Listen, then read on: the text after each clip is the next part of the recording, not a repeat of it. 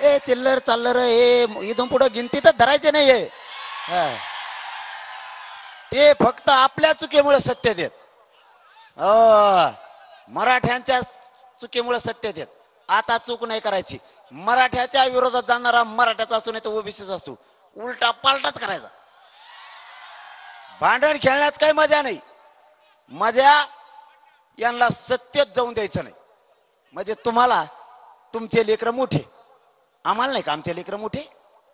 तुमचे लेकर मोठे वाटतात, आमचे आम्हाला वाटत असतील ना. त्याच्यामुळं इथून पुढं तसं पाहिलं तर मी ह्या बारे नावच घेणार आहे, पाडा म्हणून डायरेक्ट. जर यांनी आरक्षण नाही दिलं तर आपण डायरेक्ट सांगणार आहेत नाव घेऊन पाडा. कार्यक्रमच संपला पाहिजे लगेच. करताना पण नक्की सगळे. मग कुणी देऊ म्हणतो.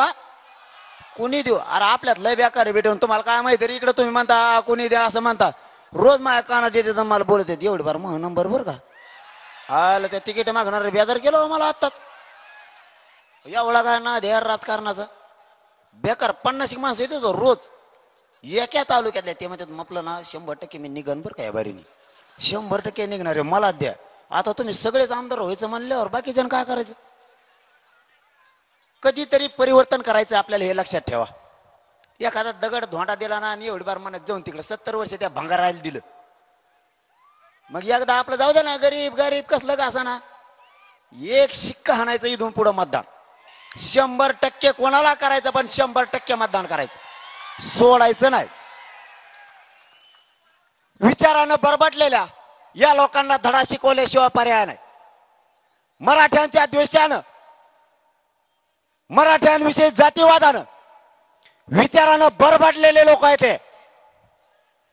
छगन भुजबळ सारख्या फडणवीस साहेबांनी जवळ धरले.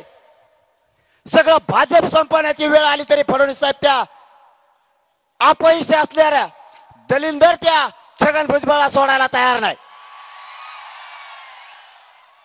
ते सगळ्या दुनियेचं अपिशा पाहायचं. त्यांनी मराठ्यांच्या आरक्षणाला सुद्धा खोडा घातलाय. आपण कोणाचं आरक्षण रद्द करा नाही म्हणलो, पण हे छगन भुजबळ मराठ्यांच्या हक्काच्या नोंदी रद्द करा म्हणतोय. याच्यासारखा नास्तिक माणूस जगात कुठं नसणारे नास्तिक असा कोणाच्या पोटी सुद्धा जन्माला येऊ नये. हे जातीवादाने पिछाडलेले लोक, विचारानं बरबटलेले, मराठ्यांविषयी द्वेष असणारे असले बरबटलेले लोक, मराठ्यांविषयी जातीवाद पसरवणाऱ्या लोकांना इथून पुढे साथ द्यायची नाही. तुम्हाला शेवटची माझी विनंती, सरकारने मला उघडं पाडायचं ठरलंय. छगन भुजबळने सगळे ओबीसीचे नेते एकत्र केलेत. घरातला मराठा एकजूट राहा.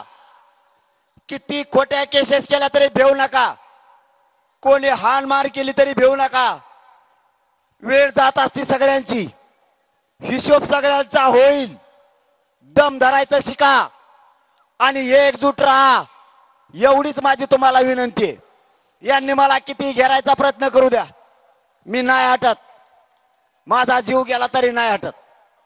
तुम्हाला शब्द आहे माझा, किती SIT नेमू द्या, किती गुन्हे दाखल करू द्या, तुमच्या लेकराला ओबीसीतून आरक्षण दिल्याशिवाय मनोज जरांगे 1 इंचही मागे सरकणार नाही, शब्द आहे माझा तुम्हाला. फक्त अशी साथ ठेवा, एकजूट असू द्या. इथं भाजपचा मराठा याला आरक्षण लागणार आहे. काँग्रेस राष्ट्रवादी शिवसेनेच्या मराठ्याला आरक्षण लागणार आहे. इथं राजकीय भेद आणू नका आणि स्वतःच्या लेकराचा वाटोळं करू नका. श्रीमंत लोक सुधारतील पण पक्षातल्या गोरगरीब मराठ्यांचं वाटोळं होईल. म्हणून सगळ्या पक्षातल्या गोरगरीब मराठ्यांनी एकजूट राहा. तुमच्या जीवावरती मी लढतोय. माझं शरीर मला साथ देत नसलं तरीही मी लढतोय. मला 4 पायऱ्या उतरायच्या असल्या तरी 2 लोकांचा आधार घ्यायला लागतोय. मला कोणी नाहीये लक्षात असू द्या. मी तुम्हालाच मायबाप मानलंय, तुम्हालाच मायबाप मानलंय आणि तुम्हालाच दैवत मानलंय. साथ सोडू नका. आता हीच वेळ आहे. सगळ्या पक्षातल्या मराठ्यांना विनंती करतो आणि सगळ्या शेतकरी मराठ्यांना, सामान्य मराठ्यांना विनंती करतो आणि इथं बसलेल्या सगळ्या मराठ्यांना विनंती करतो. यांनी मला उघडं पाडायचं ठरवलंय. आता हीच वेळ आहे जातीला साथ देण्याची. सगळे एकजूट राहा आणि आपल्या जातीचं रक्षण करा. ही संधी आहे तुम्हाला, ही संधी सोडू नका. संधीचं सोनं करा. माझ्या पाठीशी उभे राहा. मला आता तुमच्या साथीची आणि आशीर्वादाची गरज आहे. तुमच्या मुलांसाठी तुमचे मुलं मोठे व्हावेत, त्यांना आरक्षण मिळावं, ते अधिकारी बनावेत म्हणून मी जीवाची बाजी लावून लढतोय. आता खंबीरपणानं साथ द्या एवढीच विनंती करतो आणि थांबतो. धन्यवाद. जय शिवराय. सगळ्यांना विनंती आहे, राष्ट्रगीत सगळ्यांनी आपण आपल्या गावाकडे जाताना शांततेत जायचंय. जसे तुम्ही शांततेत आलात तसं. कोणाच्याही गाडी पळाल्यामुळे धक्का लागला नाही पाहिजे. आपल्या बांधवांना इजा होता कामा नये, ही सगळ्यांना हात जोडून विनंती आहे. धन्यवाद. जय शिवराय. राष्ट्रगीतासाठी